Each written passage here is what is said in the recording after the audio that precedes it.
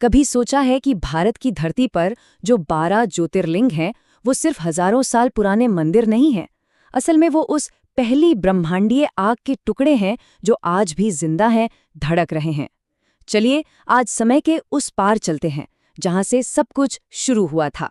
सोचिए, जब समय भी नहीं था, न कोई ग्रह न तारे, कुछ भी नहीं, तब उस गहरे अनंत सन्नाटे में सबसे पहले क्या हुआ होगा? बस यही एक सवाल हमें हमारी कहानी की शुरुआत तक ले जाता है। तो कहानी की शुरुआत होती है दो महाशक्तियों के बीच एक बहस से। एक ऐसी बहस जिसने ब्रह्मांड की पहली रोशनी को जन्म दिया। एक तरफ थे सृष्टि को बनाने वाले भगवान ब्रह्मा और दूसरी तरफ थे दुनिया को चलाने वाले भगवान विष्णु। और दोनों में बहस छिड़ गई कि भाई ज्यादा बड़ा कौन है। ब्रह्मा जी का कहना था, मैंने दुनिया बनाई, मेरे बिना कुछ नहीं।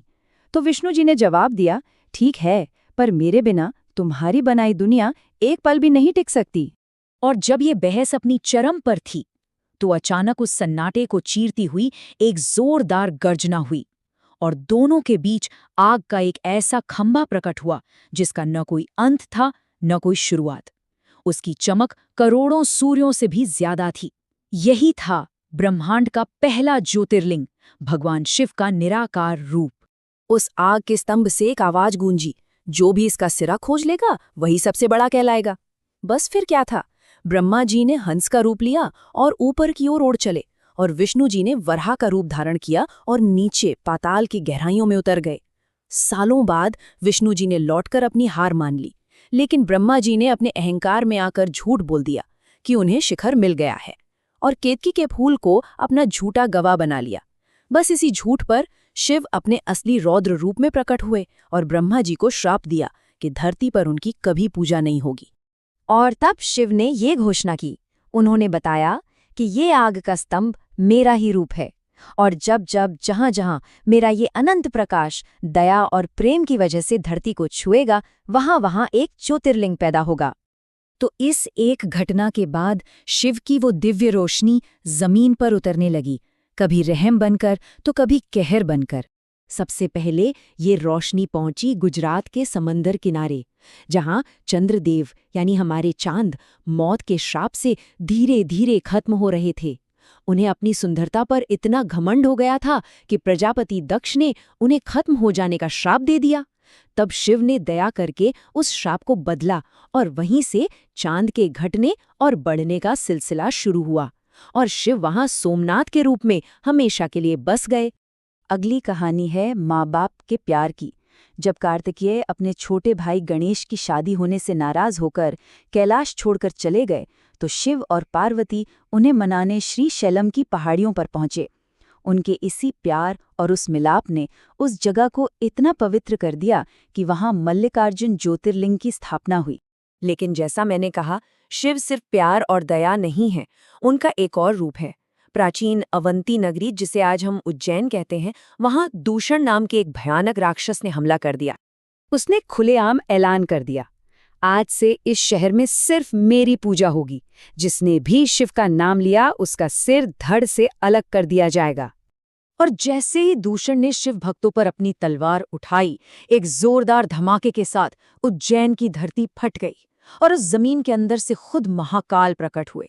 उनकी सिर्फ एक हुंकार, एक दहाड़ से दूषण और उसकी पूरी की पूरी सेना जलकर राख हो गई। भक्तों की पुकार सुनकर शिव वहां महाकालेश्वर के रूप में स्थापित हो गए, दुनिया का इकलौता दक्षिणमुखी ज्योतिर्लिंग। शिव ने सिर्फ राक्षसों का ही नहीं, घमंड का भी सिर झुकाया। विंध्याचल पर्वत को अपनी ऊंचाई पर बहुत घमंड हो गया था।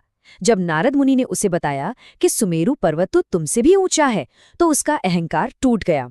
उसने शिव की इतनी तपस्या की कि शिव ने उसे विनम्रता का पाठ पढ़ाते हुए वहां ओंकारेश्वर के रूप में वास करने का वचन दिया। तो अब तक हमने देखा कि शिव विवाद सुलझाने या घमंड तोड़ने के लिए आए, लेकिन अब जो कहानियां हैं वो हैं अटूट भक्ति की, एक ऐसी आस्था की जिसने भगवान को खुद धरती पर आने पर मजबूर कर दिया। महाभारत का युद्ध खत्म हुआ, पर पांडवों के मन पर अपने ही रिश्तेदारों को मारने का बोझ था। वो पाप से मुक्ति चाहते थे। वे शिव की खोज में हिमालय पहुंचे, लेकिन शिव ने उनकी परीक्षा लेने के लिए एक बैल का रूप धर लिया। भीम ने उस बैल रूपी शिव को पहचान लिया और कसकर उनकी पीठ पकड़ ली। पांडवों की इस जिद और भक्ति को देखकर शिव प्रसन्न हुए, उन्हें पाप मुक्त किया और उसी बैल की पीठ आज केदारनाथ ज्योतिर्लिंग के रूप में पूजी जाती है। और देखिए, शिव की कृपा में कोई भेदभाव नहीं है। एक तरफ एक राक्षस राजा था, रावण। उसने अपने 10 सिर काट कर शिव को चढ़ा दिए। तब शिव एक वैद्य, एक डॉक्टर की तरह आए और उसके सारे सिर वापस जोड़ दिए। वहां स्थापना हुई वैद्यनाथ ज्योतिर्लिंग की। और दूसरी तरफ थे खुद भगवान के अवतार श्री राम। उन्होंने लंका जाने से पहले रेत का शिवलिंग बनाकर पूजा की और शिव ने वहां रामेश्वरम ज्योतिर्लिंग के रूप में प्रकट होकर उन्हें जीत का आशीर्वाद दिया। 101 ये नंबर क्या है? ये एक ऐसी भक्ति की कहानी है जो शायद ही कहीं और सुनने को मिले। घुष्मा नाम की एक औरत थी। वो शिव की इतनी बड़ी भक्त थी कि हर रोज 101 शिवलिंग बनाती और उन्हें तालाब में विसर्जित कर देती थी। उसकी अपनी बहन ने जलन के मारे उसके इकलौते बेटे को मार डाला। जरा सोचिए, एक माँ। पर उस दुख में भी घुष्मा ने अपना नियम नहीं तोड़ा और जैसे ही उसने 101वां शिवलिंग पानी में बहाया, उसका मरा हुआ बेटा जिंदा होकर तालाब से बाहर आ गया। घुष्मा की इस अटूट साहसता को देखकर शिव वहां घृष्णेश्वर ज्योतिर्लिंग के रूप में हमेशा के लिए रुक गए। तो ये सारी कहानियां हमें एक ही बात बताती है कि ये 12 जगह सिर्फ तीर्थ स्थल नहीं है, बल्कि ये आज भी इसी वक्त ऊर्जा के जिंदा केंद्र हैं। और ये सिलसिला यही नहीं रुका। काशी विश्वनाथ में शिव मृत्यु को मोक्ष बना देते हैं। त्र्यंबकेश्वर में वे एक ऋषि को झूठे इल्जाम से बचाते हैं। भीमाशंकर में एक भक्त को राक्षस से बचाने के लिए प्रकट होते हैं और नागेश्वर में एक बंदी बनाई गई भक्त की रक्षा करते हैं। हर जगह एक ही संदेश है, जहां सच्ची पुकार है वहां शिव है। असल में ये 12 ज्योतिर्लिंग हमें सिखाते हैं कि वो पत्थर की इमारतें नहीं, बल्कि इंसान के अंदर की उस जबरदस्त ऊर्जा के जागते हुए सेंटर हैं। ये इस बात का सबूत है कि जब कोई दिल से पुकारता है तो महादेव आज भी समय और दूरी की सारी हदें तोड़कर चले आते हैं। तो सवाल ये उठता है, क्या ये मुमकिन है कि आज भी इस कलयुग में महादेव किसी छुपे हुए रूप में हमारे बीच इसी धरती पर घूम रहे हैं? ये एक ऐसा सवाल है जो इन कहानियों को हमेशा के लिए जिंदा रखता है।